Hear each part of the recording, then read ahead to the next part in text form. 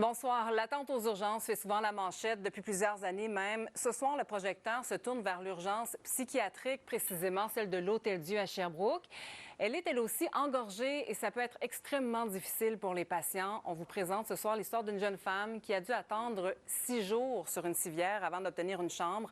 Sa mère, Mélanie Rodrigue, est avec nous. Bonsoir. Bonsoir. D'abord, expliquez-nous ce qui s'est passé. Votre fille de 23 ans, elle souffre de troubles alimentaires depuis de nombreuses années. Elle a eu récemment besoin de soins en psychiatrie, mais bon, elle a dû attendre plusieurs jours avant d'obtenir une place. Qu'est-ce qui s'est passé exactement? Mais en fait, l'urgence en psychiatrie adulte, c'est toujours comme ça. Il y a toujours un délai qu'on doit attendre. Mais là, le 6 jours, c'était vraiment l'extrême. C'était vraiment plus grave que les autres journées. En fait, c'est que Sabrina a rencontré ses médecins et les médecins disaient que était trop faible. Donc, ils l'ont obligée à aller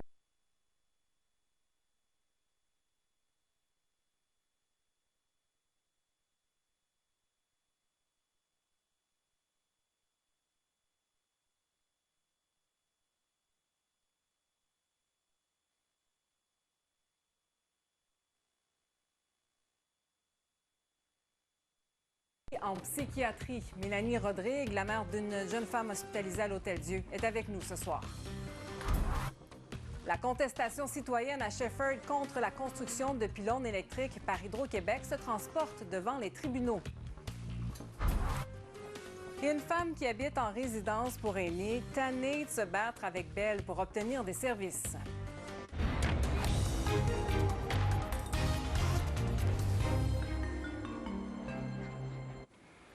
Bonsoir. L'attente aux urgences fait souvent la manchette depuis plusieurs années même. Ce soir, le projecteur se tourne vers l'urgence psychiatrique, précisément celle de l'Hôtel-Dieu à Sherbrooke. Elle est elle aussi engorgée et ça peut être extrêmement difficile pour les patients. On vous présente ce soir l'histoire d'une jeune femme qui a dû attendre 6 jours sur une civière avant d'obtenir une chambre. Sa mère, Mélanie Rodrigue, est avec nous. Bonsoir. Bonsoir. D'abord, expliquez-nous ce qui s'est passé. Votre fille de 23 ans, elle souffre de troubles alimentaires depuis de nombreuses années. Elle a eu récemment besoin de soins en psychiatrie, mais bon, elle a dû attendre plusieurs jours avant d'obtenir une place. Qu'est-ce qui s'est passé exactement? Mais en fait, l'urgence en psychiatrie adulte, c'est toujours comme ça. Il y a toujours un délai qu'on doit attendre. Mais là, le 6 jours, c'était vraiment l'extrême. C'était vraiment plus grave que les autres journées. En fait, c'est que Sabrina a rencontré ses médecins et les médecins disaient que était trop faible. Donc, ils l'ont obligée à aller à se faire hospitaliser. Donc, on lui a dit, Sabrina, tu vas être déjà inscrit. Il y a quelqu'un qui va t'attendre. Donc, moi aussi, j'étais contente parce que je me suis dit, enfin... on va avoir une place, on va s'en occuper, c'est ça? Oui, exactement. Donc, quand on est arrivé là, on a ouvert les grandes portes rouges et non, ça a été... elle a resté là 6 jours. Sur une civière?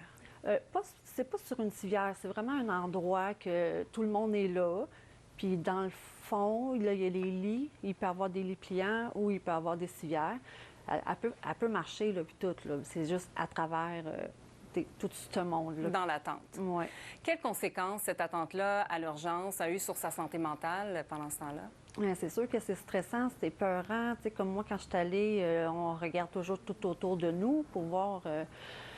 qu'est-ce que la personne va faire, parce qu'il y en a qui sont intoxiqués, il y en a qui font de la démence, donc c'est inquiétant. Puis oui, elle n'a pas eu de traitement pendant ce temps-là. C'est sûr qu'il y a des médecins puis des infirmières qui passent à tous les jours pour voir comment elle va, mais comment faire pour se sentir bien dans un milieu comme ça, c'est très difficile pour elle. Alors, on a demandé aujourd'hui des explications au CIUS de l'Estréchus. On va écouter Annie Masson, elle est directrice adjointe au département de santé mentale, donc au CIUS. On l'écoute.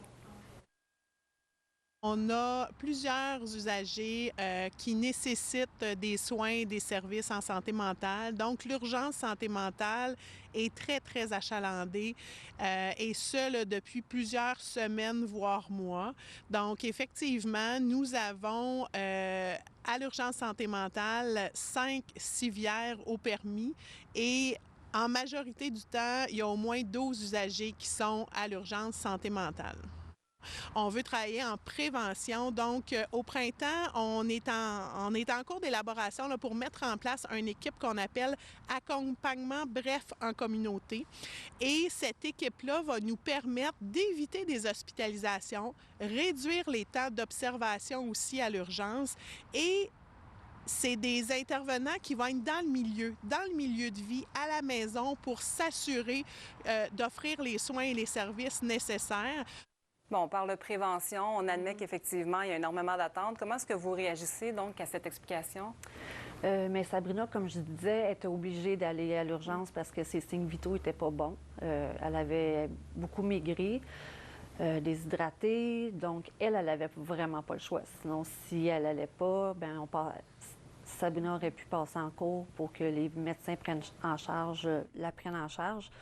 Donc, moi, je suis contente parce que elle s'en ira pas, elle se sauvera pas parce qu'elle est obligée.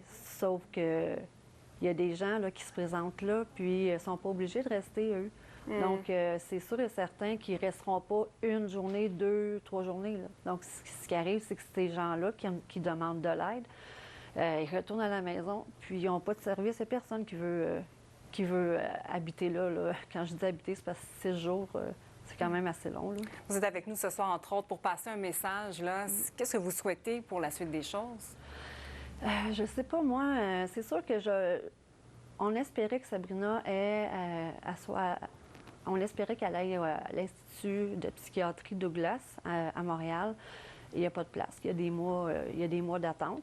Ce que j'aimerais vraiment, c'est que pourquoi il n'y en aurait pas une ici à Sherbrooke? Parce que là, en ce moment, les troubles de santé mentale ou les troubles alimentaires, les troubles alimentaires, il y a 1, 2, 3 cas qui sont hospitalisés. Ils ne sont pas vraiment spécialistes dans les troubles alimentaires. Donc, c'est ce que j'aimerais, avoir vraiment un institut qui s'occupe de la santé mentale.